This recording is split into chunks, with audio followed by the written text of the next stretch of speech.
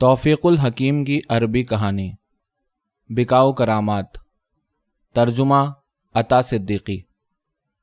طائر اپنے آشیانوں میں بیدار ہوئے تو اس کے بعد ہی حسب عادت پادری بھی منہ اندھیرے اٹھ کر تسبیح و عبادات اور مشرقی علاقے کے اپنے اس حلقے کے کاموں میں مشغول ہو گیا جس کی روحانی رہنمائی اس کے سپرد تھی، اور جہاں کے دیندار لوگ اس کا بہت ادب اور عوام اس کی پرستش کرتے تھے۔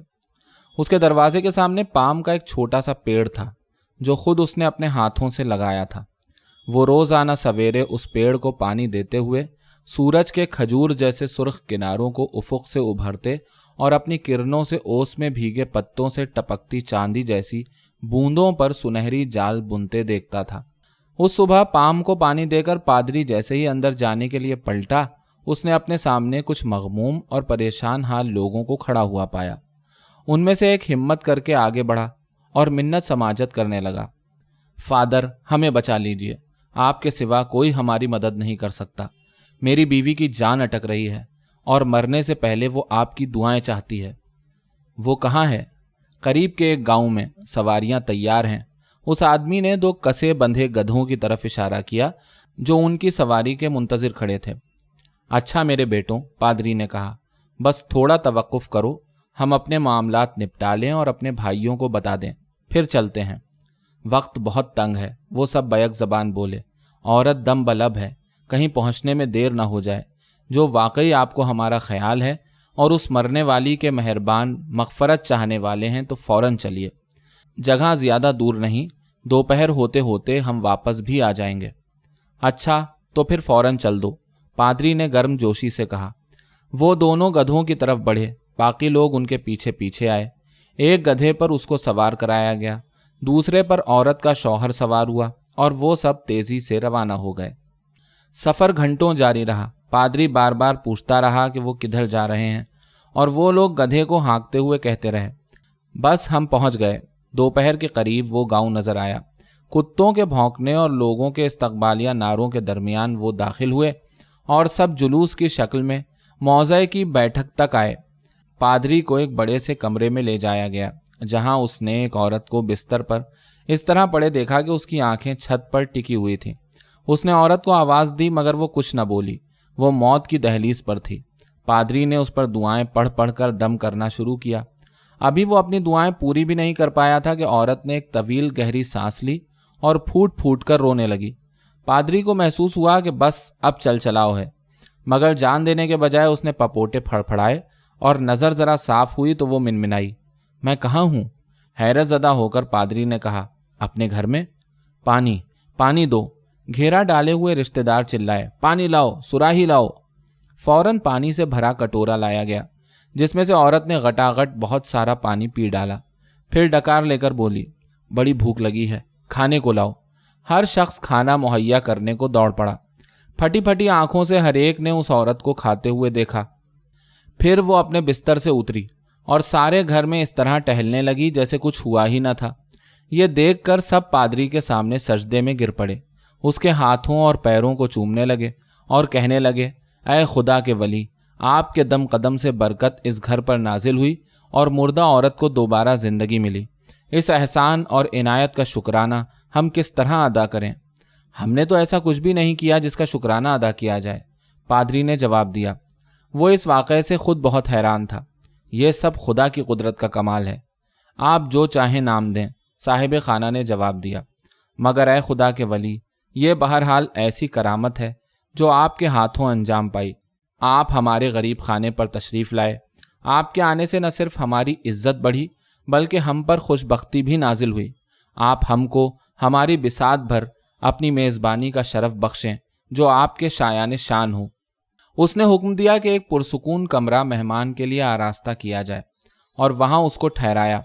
پادری نے جب بھی جانے کی بات کی، میزبان نے قسم کھا کر کہا کہ وہ اپنے مقدس مہمان کو 3 دن سے پہلے رخصت نہیں کرے گا، کہ جس بزرگ ہستی نے اس کی بیوی کو دوبارہ زندگی بخشی ہو، اس کی میزبانی کم سے کم اتنی مدت تو کی جائے۔ اس عرصے میں اس نے پادری کی بہت خدمت اور تکریم کی۔ جب میزبانی کی میعاد پوری ہوئی تو اس نے ایک سواری تیار کی اور اسے تحائف سے دالوں اور مرغیوں اور گھر میں تیار کی ہوئی روٹیوں سے لاد دیا، और साथ ही उसने पादरी के हाथ पर कलीसा के चंदे के तौर पर 5 पाउंड भी रख दिए। अभी वो उसे घर से बाहर ले जाकर गधे पर सवार करा ही रहा था कि एक आदमी हाँफता कांपता वहां पहुंचा और आते ही पादरी के कदमों पर गिर पड़ा। फादर, वो लगा गिड़गिड़ाने, आपकी करामत की दास्तान चारों तरफ फैल चुकी है। मेरा चचा, जो मेरे बाप की जगह है, मौत की दहलीज पर है और आपकी दुआओं की तलब में जी रहा है। खुदारा उसकी ख्वाहिश पूरी हुए बगैर उसकी रूह को परवाज न करने दीजिए। मगर बेटे, हम तो अब घर जाने को तैयार हैं, पादरी ने बेयकीनी के साथ कहा। इस काम में ज़्यादा देर नहीं लगेगी। मैं आपको जाने नहीं दूंगा जब तक आप मेरे साथ चचा के पास नहीं चलेंगे। उस आदमी ने गधे की बाग संभाल ली और हंका ले चला। तुम्हारा ये चचा कहाँ है? पादरी ने दरियाफ्त किया। बिल्कुल करीब, चंद मिनट का फासला है। पादरी को उसकी बात मानने के सिवा कुछ न सूझा। वो 1 घंटे तक चलते रहने के बाद अगले गांव में पहुंचे। वहां भी उसने पहले की तरह एक मकान में एक जां बलब बूढ़े को बिस्तर पर पड़े पाया। उसके अकरबा उसके गिर्द खड़े उम्मीदो बीम की हालत में झूल रहे थे। जैसे ही पादरी ने उसके पास जाकर दुआएं पढ़ीं, करामत ज़हूर में आई। वो जां बलब शख्स अपने पैरों पर खड़ा हो गया और खाने और पीने को मांगने लगा। ये माजरा देखकर हक्का बक्का रह जाने वाले लोगों ने अपनी जान से अजीज चीज़ों की कसम खाकर कहा कि इस मुकद्दस हस्ती की मेज़बानी अब उन पर लाजिम आई। वही पूरे 3 दिन का क़याम। मेज़बानी के क़याम की यह मुद्दत पादरी ने उनकी पुरताज़ीम खिदमतों से लुत्फ़अंदोज़ होने में गुजारी। मगर जूँ ही वो पादरी को तहैफ़ से लाद कर अपने मौज़े के आखिरी सिरे तक पहुँचे, एक और शख्स आ गया और उसको अपने गांव ले जाने पर इसरार करने लगा, चाहे थोड़ी ही देर को सही, कि उसको भी उस मुकद्दस हस्ती की दुआएं मिल जाएं जिसकी करामात की शोहरत पूरे ज़िले में फैल चुकी थी। पादरी उस शख्स की ख्वाहिश की जद से न बच सका, जो उसके गधे की रास खींचता हुआ रवाना हो गया और उसे अपने गांव के एक मकान पर ला खड़ा किया। वहां उन्हें एक नौजवान मिला जो अपाहिज था। अभी पादरी ने उसे छुआ ही था कि वो बूढ़ों और जवानों के नारे तहसीन में पूरे कद से दोनों पैरों पर खड़ा हो गया। अब तो सब लोग कस्में खा खा कर उस साहिबे करामत हस्ती की मेज़बानी का फ़र्ज़ अदा करने पर इसरार करने लगे, जो उन्होंने बहुत पुरतकल्लुफ़ और शानदार तौर पर दूसरों की तरह पूरे 3 दिन और 3 रातों तक अदा किया। जब ये मुद्दत पूरी हुई तो वो अपने मेहमान के पास बहुत से तोहफे लेकर आए और पहले से मौजूद तोहफों में इस कदर इजाफा कर दिया कि उनके बोझ तले गधा दोहरा हो गया। उन्होंने दूसरे गांव के मुकाबले में कहीं ज़्यादा चंदा पेश किया, इतना कि अब पादरी के पास तकरीबन 20 पाउंड जमा हो गए, जो उसने अपने बटवे में रखे और उसको अपने लिबास के अंदर छुपा लिया। वो गधे पर सवार हुआ और उसने अपने मेज़बानों से कहा कि वो उसे बाहिफाजत छोड़ आएं। चुनांचे वो साथ हो लिए और उसके पीछे पीछे चलने लगे। हमारी जाने आपका फिदिया, हम अपने दिलों में आपको छुपा कर रखेंगे। उन्होंने कहा, हम उस वक्त तक आपका साथ नहीं छोड़ेंगे जब तक बाहिफाजत आपको अपनों में न पहुंचा दें। आप हमारे लिए उतने ही बेशकीमत हैं जितना सोना। हम तुम्हें तकलीफ दे रहे हैं, पादरी ने कहा, मगर क्या करें, रास्ता महफूज नहीं। तुम्हें तो मालूम ही है, सारे इलाके में जत्थे घूम रहे हैं। सचमुच, वो बोले, इन इलाकों में तो दिन दहाड़े बंदा गायब कर दिया जाता है। सरकार तक हर तरफ फैले हुए इस शर को ख़त्म करने में बेबस है। पादरी बोला, कहते हैं अगवा करने वाले रास्तों में बसों को रोक लेते हैं और मुसाफिरों में से किसी मोटी सी असामी को छांट कर अपने साथ ले जाते हैं ताकि बाद में उसके लवाहिकीन से लंबा तावान वसूल करें। बाज़ औक़ात तो कानून के मुहाफ़िज़ों की मौजूदगी में वारदात हो जाती है। मैंने सुना है एक ऐसी बस में जिसे डाकुओं ने रोका, 2 पुलिस वाले भी सफ़र कर रहे थे। जब अगवा किए जाने वालों ने पुलिस वालों से फरियाद की तो वो डाकुओं से इतने खौफजदा थे कि अगवा होने वालों से कहा भी तो बस इतना कि चलो अब जाओ, हमारी जान छोड़ो। वो लोग हंसे और पादरी से बोले, आप बिल्कुल न डरें, जब तक हम आपके साथ हैं। आप इस गधे से उसी वक्त उतरेंगे जब हिफाजत से अपने गांव पहुंच जाएंगे। हम जानते हैं तुम बहुत बहादुर हो। तुम लोगों ने अपनी अकीदत और खिदमत से हमें काफ़ी ज़ेरे बार कर दिया है।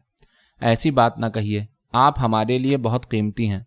और वो पादरी के पीछे पीछे चलते रहे, उसकी खूबियाँ बयान करते और उसकी करामात के गुन गाते रहे।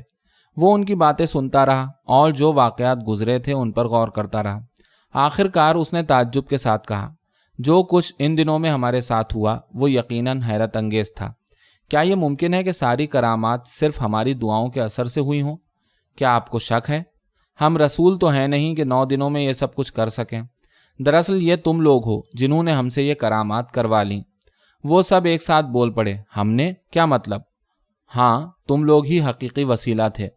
ये आपसे किसने कहा? वो बड़बड़ाए और आंखों आंखों में एक दूसरे को देखा।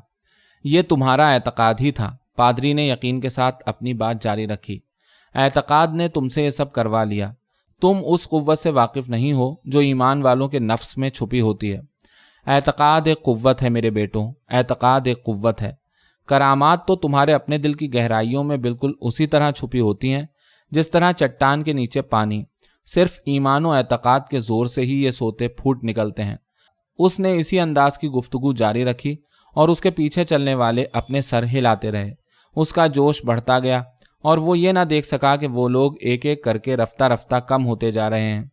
अपने मौज़े की हुदूद में दाखिल होने के बाद ही वो ज़मीन पर वापस आया और अपने मुहाफिजों का शुक्रिया अदा करने के लिए जब उसने गर्दन घुमाई तो खुद को तन्हा पाकर हैरत के मारे उसका मुंह खुला का खुला रह गया। उसकी हैरत ज़्यादा देर कायम न रह सकी क्योंकि सामने उसे अपना कुंबा नजर आ गया। उसके पादरी भाई उसके बड़े उसकी तरफ लपके, उसे लिपटाने लगे, उसके हाथों को चूमने लगे। उनकी आंखों से खुशी के आंसू निकल निकल कर गालों पर बह रहे थे। उनमें से एक ने पादरी को गले लगाते हुए कहा, आखिर आप सही सलामत पहुंच गए। उन्होंने अपना अहद पूरा कर दिया, उन्होंने आपको लौटा दिया। अब रकम वो भले ही अपने पास रखें, आप हमारे लिए हर रकम से ज्यादा कीमती हैं फादर। पादरी ने रकम का जिक्र सुना तो चौंक कर पूछा, कैसी रकम? वो रकम जो हमने उस गिरोह को अदा की। कौन सा गिरोह? वो जिसने आपको अगवा कर लिया था। अव्वल तो वो 1000 पाउंड से कम लेने पर आमादा नहीं थे। उनका कहना था कि आपके दाम तो आपके हमवज़न सोने के बराबर हैं। हमने उनकी मिन्नत समाजत की कि आधी रकम ले लो। आखिरकार वो राज़ी हो गए तो हमने कलीसा के फंड में से 500 पाउंड तावान अदा कर दिया। 500 पाउंड? पादरी चीखा, आपने हमारा तावान दिया? उन्होंने आपको बताया कि हमें अगवा कर लिया गया है? जी, आपकी रूपोशी के 3 दिन बाद चंद लोग हमारे पास आए और बताया कि एक गिरोह ने आपको उस वक्त अगवा किया जब आप सुबह सुबह पाम को पानी दे रहे थे। उन्होंने कसम खाकर कहा कि रकम न मिली तो आपकी जान की खैर नहीं। अगर तावान अदा कर दिया गया तो आप जिंदा सलामत यहाँ पहुँचा दिए जाएंगे। जो कुछ उस पर बीती थी उसको ध्यान में लाते हुए पादरी ने उनकी बातों पर गौर किया। बेशक सब आया हो गया, उसने यूं कहा जैसे खुद से मुखातिब हो। वो मुर्दे, वो बीमार और वो अपाहिज जो मेरी दुआओं से उछलने कूदने लगे। क्या कमाल महारत थी। उसके भाई बंद उसके करीब आकर उसके बदन और लिबास का मुआयना करने लगे और खुश होकर बोले, आपकी सलामती से बढ़कर कोई चीज़ अहम नहीं फादर। हमें उम्मीद है कैद के दौरान उन्होंने आपसे कोई बदसलूकी नहीं की होगी। वो किस तरह पेश आए? हैरत में डूबे डूबे उसने जवाब दिया, उन्होंने हमसे करामात करवाईं, ऐसी करामात जो कलीसा को बहुत महंगी पड़ी।